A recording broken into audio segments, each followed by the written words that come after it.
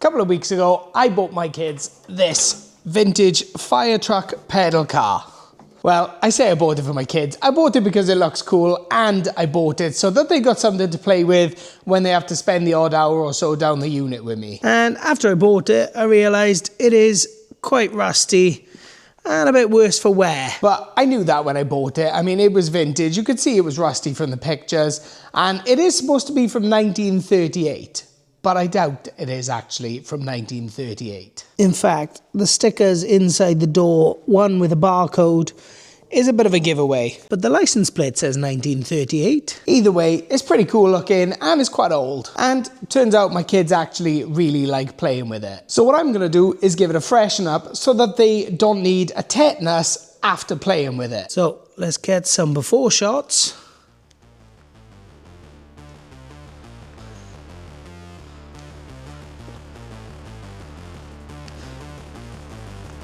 And now let's start taking some parts off it.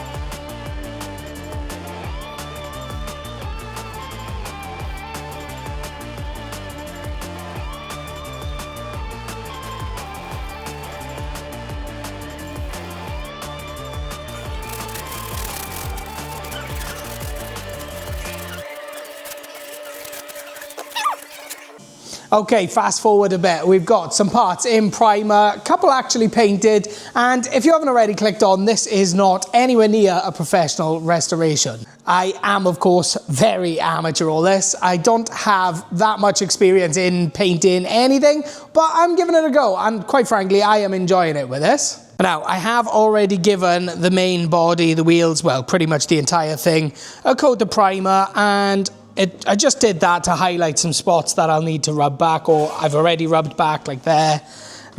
So I will be giving it all another coat of primer, but first I'm going to spray those wheels.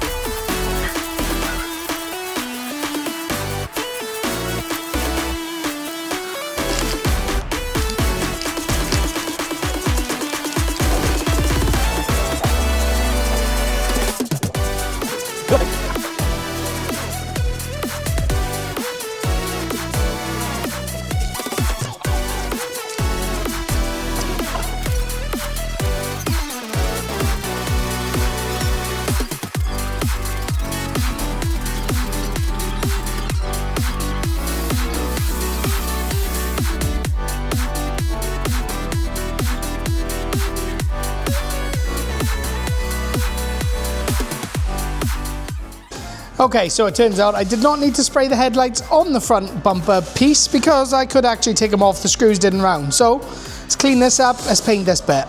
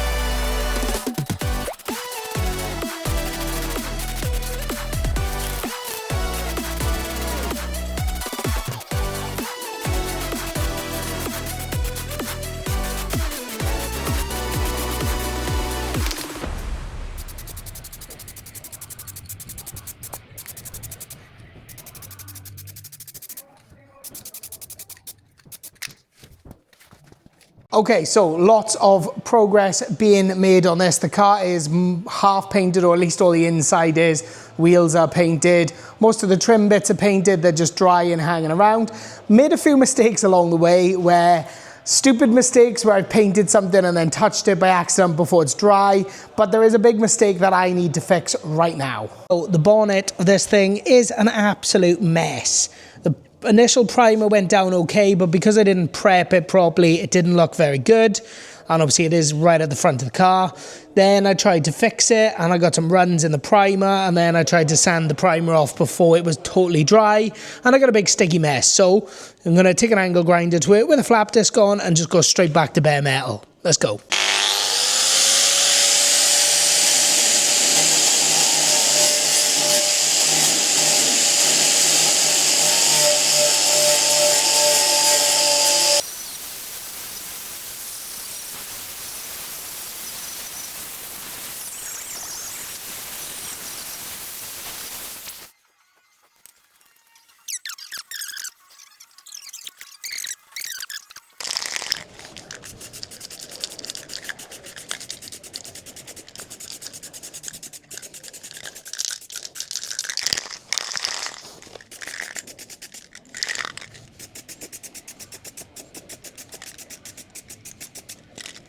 Okay, that is looking a lot better with the primer dry. It is not perfect. I still probably could have done a bit more prep work on it just to get it nice and flat, but it is miles and miles better.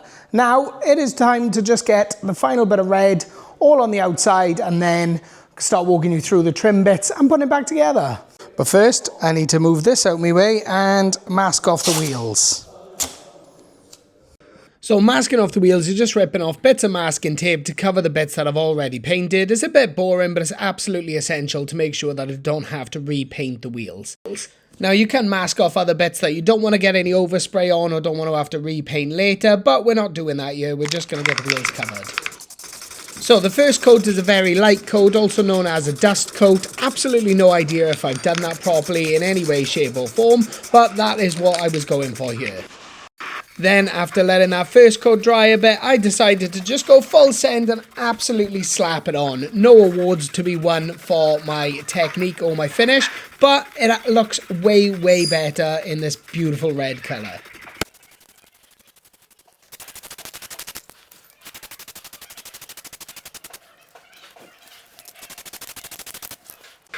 So with the car flipped round and the wheels masked off, it's time to paint the other side, repeating the same process, light dust coat followed by a full send second coat.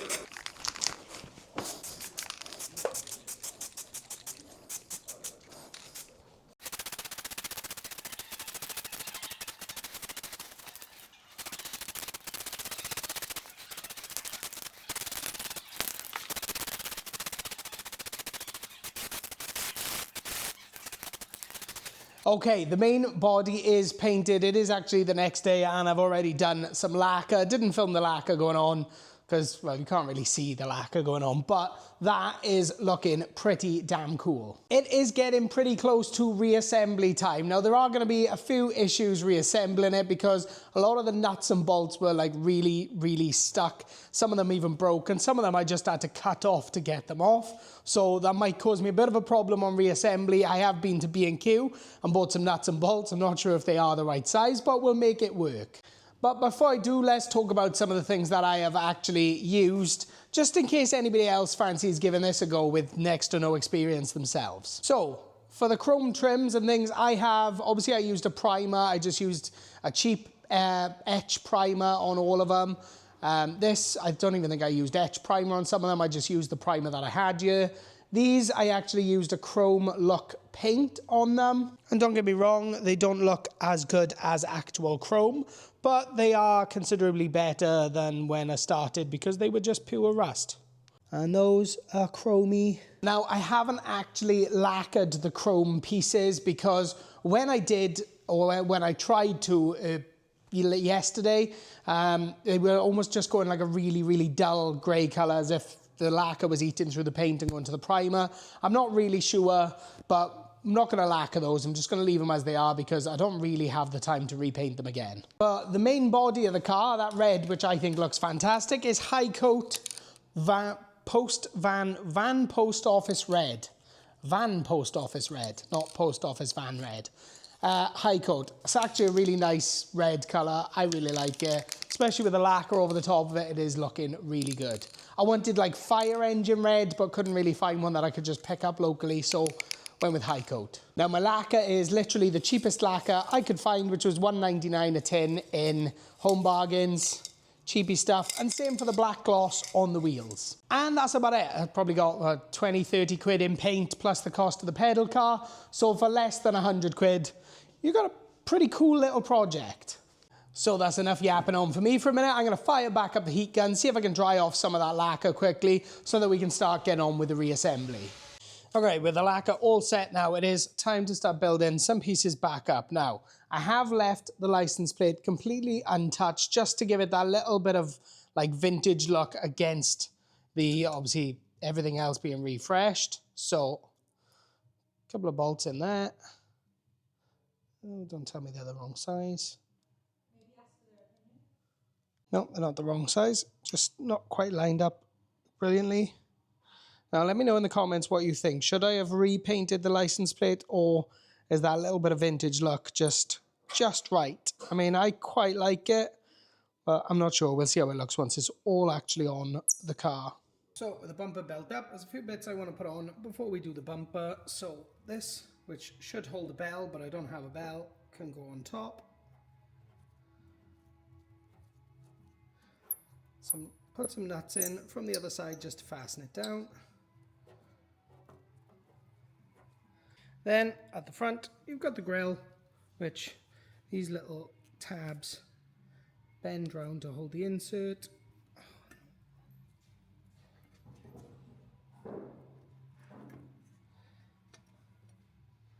And then it slots in on here.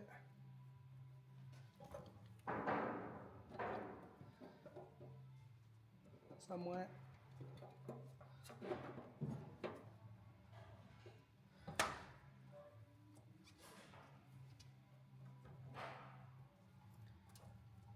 Out there.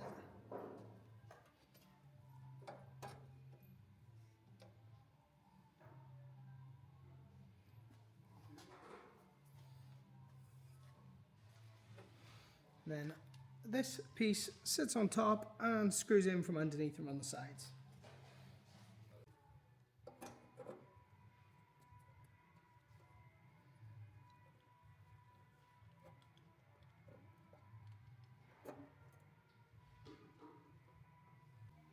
On goes the steering wheel. Oh, it's going to be a bit fiddly.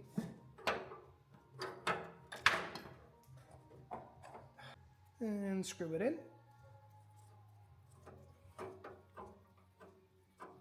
Okay, the front end is all built up. That chrome paint is very soft, especially on the plastic bits. It's not so bad on the metal, but those on the back of them, yeah, not great. But that's looking so cool.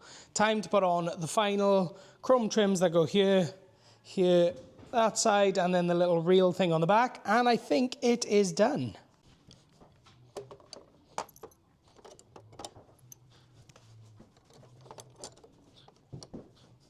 Time for a piece that I nearly forgot about, and that is these little chrome fake dial thingies.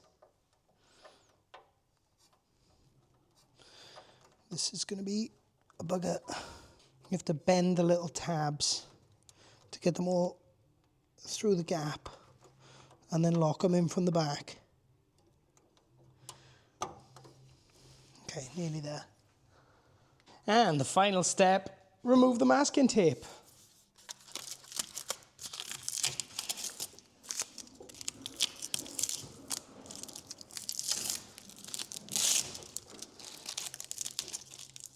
Okay, final piece that I actually nearly forgot.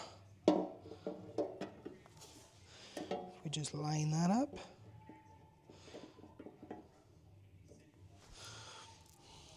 Drop the screws in.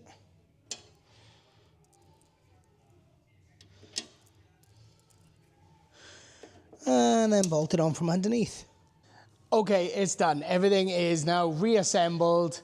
Stumble there on the floor. Looking pretty sweet. Let's take a proper look at it.